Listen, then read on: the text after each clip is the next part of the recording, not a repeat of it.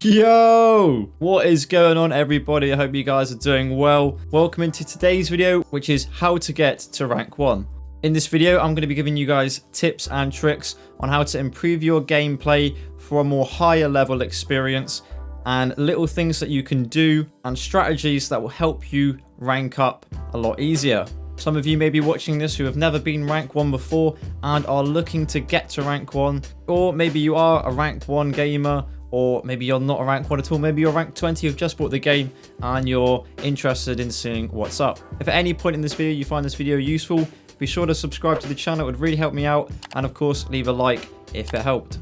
Okay, and without further ado, let's jump straight into it. Okay, now tip number 1 is going to be focusing on participation from yourself. Okay, and what I mean by this is that when we're talking about participation, I'm talking about you as a player getting involved in all areas and aspects of the game and the match itself. We're talking generators, we're talking chases, we're talking ultrisms, saving your teammates and stuff like that, and then we're talking about escaping. To rank up in Dead by Daylight, there is an emblem process, okay? So at the end of each game, you are presented with how well you did in terms of emblems. Okay, and so to understand these emblems, first up we have the first one, which is Lightbringer. So Lightbringer is an emblem that is essentially focused upon objectives. So those main objectives are stuff like generators, hexes, opening the exit gates, etc. So about 2.5 gens will be plenty enough for the objective side of things as well. And you've also got any hexes that you see, be sure to cleanse them as well. So again, just don't ignore things, you know, try and get yourself involved in as much as the game as possible. Don't just stick to doing gens or stick to doing chases, etc. Balance yourself out. And then we've got the Unbroken emblem, which is essentially literally for surviving.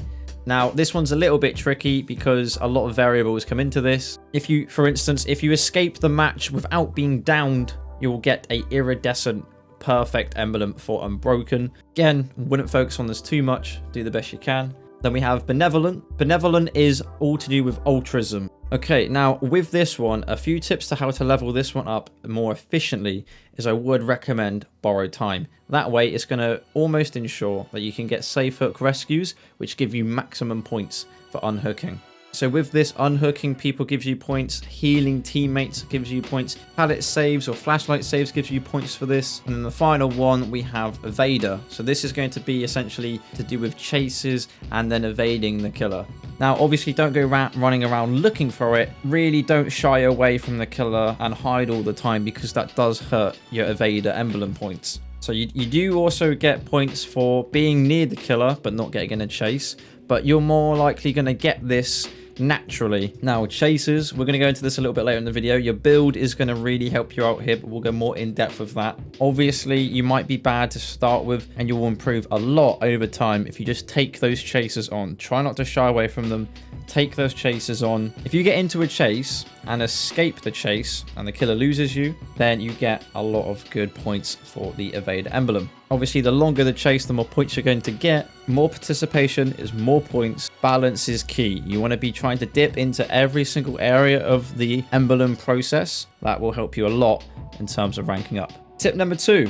This is quite a major one for anybody that's watching this who hasn't been rank 1 before. Do not focus on your rank. Now, of course, you're going to naturally focus on your rank because you want to get more pips to level up. The more natural you play, the more normal that you usually play, trust me, you're going to be more confident and you're going to be more consistent with your results. Say if you're a couple of pips away from red ranks, don't start sweating it in the next game doing silly stuff and getting all excited. Play like you normally would.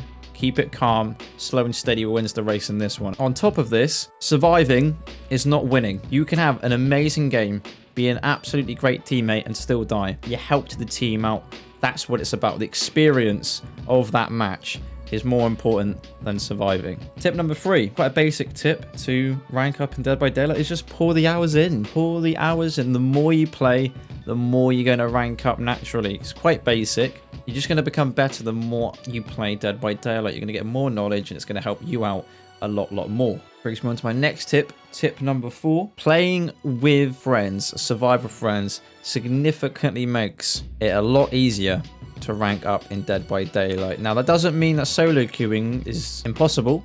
it is definitely possible. Communication really does help you out when you're playing with friends, because you know where the killer is, you know what the score is, you know where this hex totem is, you know where this and that is. It becomes a lot better. You know what pallets are dropped. Makes your life that little bit easier. If you have a lot of friends, which, you know, not that many of us do nowadays, try and choose people more your rank, because that's what you're dealing with at the moment. Tip number 5 is play killer. Playing as the killer greatly improves your knowledge on how to deal with chasers. So if you're a bit nervous in chasers, I definitely would recommend this for you. Play the killer, because that way you know what the killer is going to try and do in a chase. If you play as the killer, you're going to understand, okay, I'm the killer. Am I going to go this way around this loop? What's my power? What's my strengths? And as a survivor, the best way to deal with killers is to combat their strengths and weaknesses. Maybe they're slow, maybe they're fast, do they have traps, etc. Understanding their playstyle and weaknesses greatly improves your chance of survival. Another great useful tip number 6, do not reserve your role in DBD. Now I see this quite a lot. You'll be playing and in the game chat or something like that, you'll see a teammate say, hey, I've got borrowed time, let me get all the saves. Something like that. That drastically decreases your chance of ranking up. Do not reserve yourself a role. Don't just try and run around getting flashlight saves. But reserving your role in Dead by Daylight really does hurt. Not only you, but also affects the entire team, because then they're not going to go for saves. That causes a load and load of problems. Do not reserve your role for anything. Everyone plays with an open mind. Everyone's got the same objectives. Don't try and plan the game out.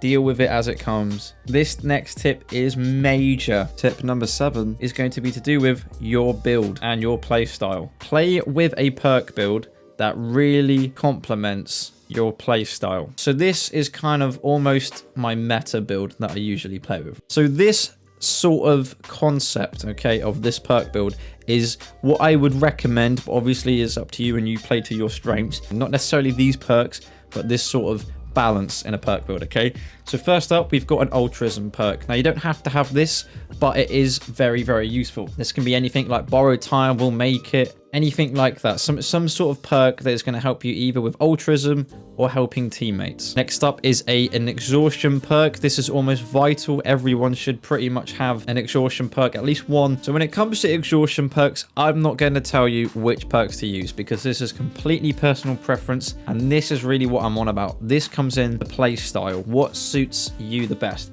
Some people hate life. It suits my play style, and I feel more comfortable when I have life on. Maybe you might prefer sprint burst. Maybe you might like dead hard. Play about with these perks, experiment, see which ones you prefer, figure out which ones you survive a lot more with as well. The next perk can kind of vary on your play style in particular. A very good perk that I highly, highly recommend is Iron Will from Jake. This completely makes you silent when you're injured. Now, this is good because this perk is quite universal. This perk helps you in so many situations, because when you're injured, you've got a massive disadvantage of moaning and making so much noise, which is going to grab the killer's attention. And I would recommend this perk for like pretty much everybody. Definitely give this one a go. In my opinion, best perk in the game. And then the final perk, this one can be anything. This next perk can be any perk that you want, that you like, chuck it on. This can be anything. Anything that complements these perks is also a very good concept idea. So Quick and Quiet will work with life. Dance With Me works with life. So if you use like Sprint Burst or Balanced Landing or anything like this, or Dead Hard, maybe choose a perk that complements those perks as well. And so that is a concept idea of a perk build that I would recommend. You don't want 4 perks to do with chases. You don't want 4 perks to do with self-care and healing. You want a bit of a balance, things that are going to help you out in different areas of the game. And this brings me on to tip number 8. Knowing when is the best time to use a pallet. Instead of dropping the pallet, a good way to utilize this, loop this area a couple of times as the killer's chasing us. But let's try and run around this pallet and then drop the pallet. When it comes to chases, the longer the chase, the better. Meaning that you distract the killer for a longer period of time. Next up is tip number 9. If you're not repairing a generator, healing a teammate, doing a totem, or in a chase, you're just wasting time. You're not progressing the game whatsoever, and that's very bad from a team play perspective. Maybe you're in the terror radius of that killer and you're on a generator. If you can clearly tell they're in a chase, keep doing the generator. Don't start hiding away. The killer's now distracted. This is a great opportunity to do a generator.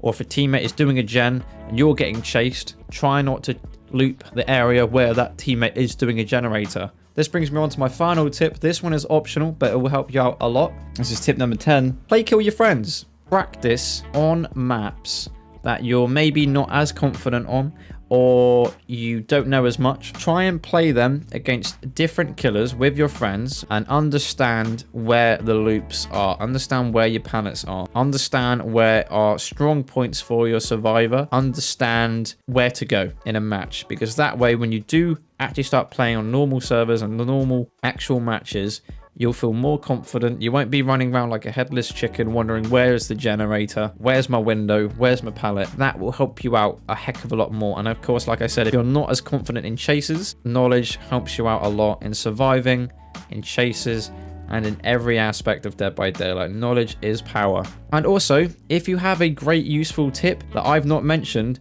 be sure to comment below and help your fellow teammates out. And that, my friends, is how to get to rank 1 and some tips on how to do so. I hope you guys found this video useful. If you did, be sure to leave a like and subscribe to the channel for more. Again, guys, thank you so much for subscribing recently. Thank you so much for watching. I really do appreciate it.